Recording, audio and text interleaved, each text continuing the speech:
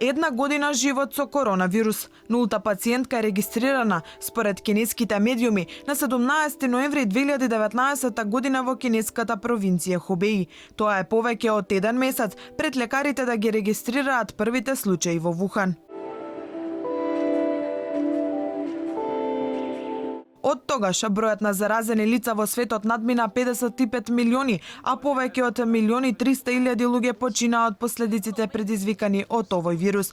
Експертите тврдат дека од 17 ноември минатата година по неколку пациенти биле пријавувани секој ден, а на 15 декември 2019 година бројката се искачила на 27. Потоа бројките почнаа вртоглаво да се зголемуваат, а заразата ја премина кинеската граница и се расшири низ светот. Речиси не остана ниту една област на земјината топка, каде што не продре опасниот вирус.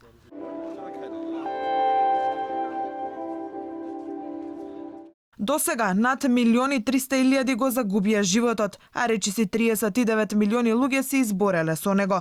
На COVID-19 не се откажува и се чини дека врвот допрва доаѓа. Во моментот во светот има повеќе од 15 милиони активни случаи.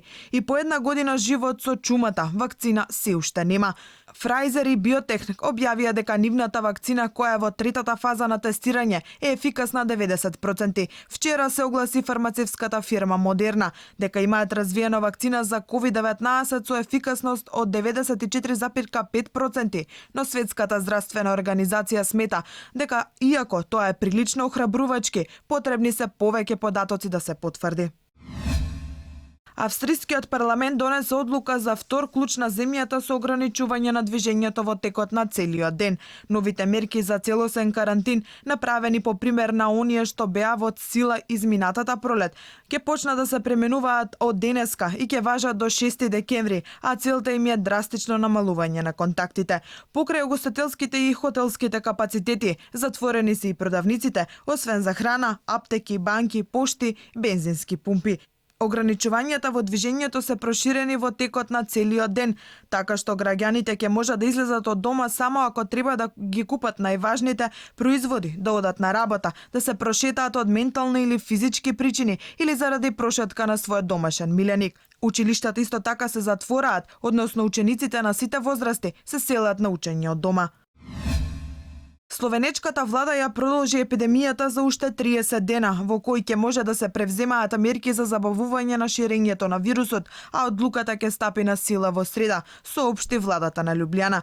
На денот на првата одлука за прогласување на епидемијата, на 19 октомври, во Словенија беа регистрирани 726 нови инфекции, а вкупниот број на смртни случаи изнесуваше 188, но ситуацијата значително се влоши и покрај поригорозните мерки. Во последните недели имаше и над 2000 ново инфицирани лица на ден, бројот на смртни случаи се зголемен 831, а во болниците има скоро 1300 пациенти, што создаде проблеми во функционирањето на здравствениот систем.